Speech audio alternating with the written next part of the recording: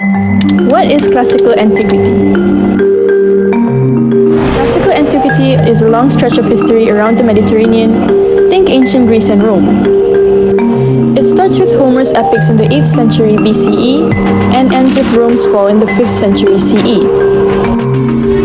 This era shaped modern ideas like democracy, human rights, and the power of reason. But some say it replaced divine purpose with human pride. Classical antiquity isn't just history. It's a mirror of who we are and who we might become.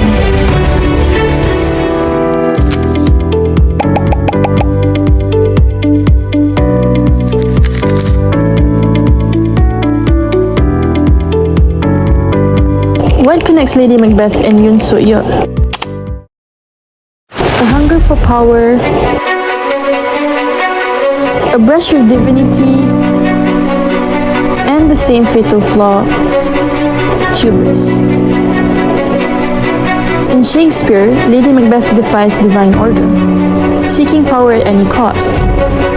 In modern politics, leaders like Yoon echo the same ambition. But ambition without humility, that's where the fall begins.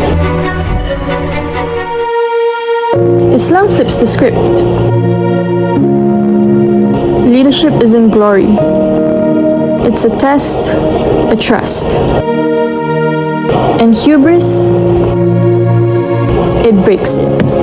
From tragedy to today, the message stays the same. Pride rises, but it always crashes. In this video, we'll explore two major themes from Macbeth: the search for divinity and the danger of hubris. Let's start with Lady Macbeth. She's ambitious, bold, and doesn't wait around. She convinces her husband Macbeth to kill King Duncan so he can take the throne. At first, she seems fearless. But guilt catches up with her.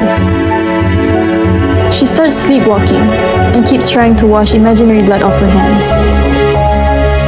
Eventually, it breaks her. She dies off stage, most likely by suicide.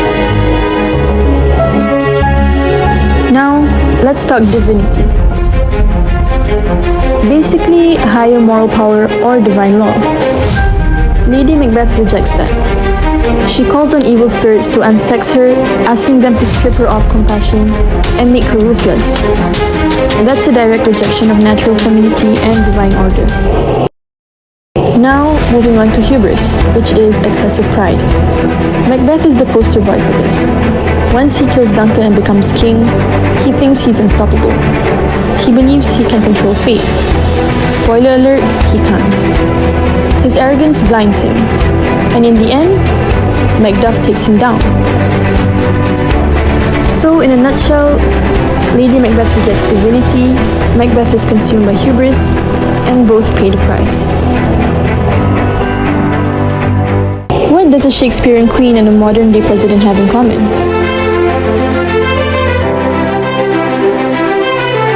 Lady Macbeth, who is ambitious, ruthless, obsessed with power, while Yoon Soo-yeol is South Korea's ex-president, known for being stubborn and hot-tempered. In Macbeth, Lady Macbeth chases something almost divine, which is a sense of greatness through total control. But her pride, it blinds her. That's her fatal flaw, hubris. Now, fast forward to the real world. Yoon Soo-yeol faced criticism for authoritarian leadership and shutting down dissent. Traits that echo the very same kind of overreaching pride. Both chase power without humility, both ignore the warning signs, and both fall. In Shakespeare's world, unchecked ambition ends in tragedy. In our world, it ends in political collapse, public outrage, and the loss of trust. The lesson, whether on stage or in office, hubris always has a pride. From an Islamic view, this is spiritual arrogance, or in the Islamic term pronounced as kibr. Trying to take on a role that belongs only to Allah, the one with true power and knowledge.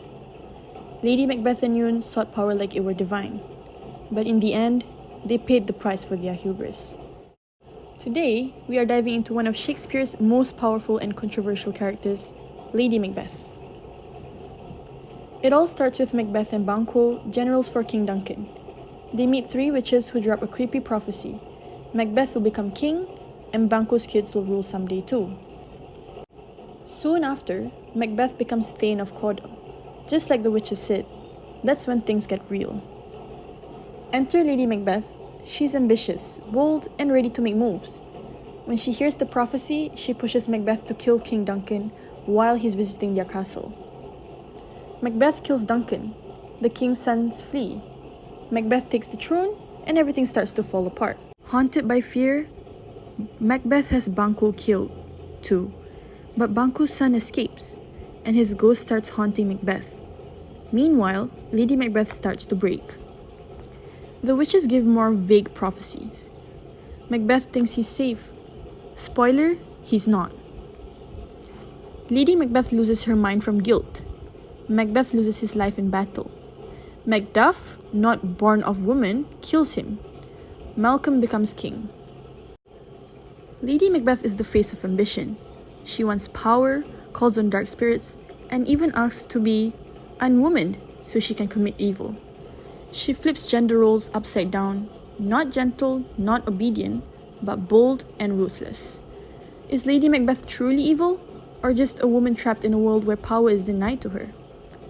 Some say she's punished for being ambitious. Others say she's mentally broken by guilt. Either way, she goes from strong to shattered. She starts as the mastermind, but fades as Macbeth grows darker. Is she a villain or a victim? A feminist icon or a warning? Lady Macbeth shows us the cost of its power and how ambition and guilt can destroy even the strongest. That's why she remains one of Shakespeare's most unforgettable and most debated characters. From ancient Greece to modern day Korea, one truth remains: power without humility brings destruction. Lady Macbeth and Yoon Suk-yeol shows us that unchecked ambition, which is fueled by hubris, leads not to greatness, but to downfall. Whether in tragedy or real life, the lesson echoes through time. Islam teaches that leadership is not dominance, but a divine trust, and pride or kibr is a betrayal of that trust. In the end, history, literature, and faith agree: when pride goes unchecked, downfall is never far behind. Hubris rises, but it always crashes.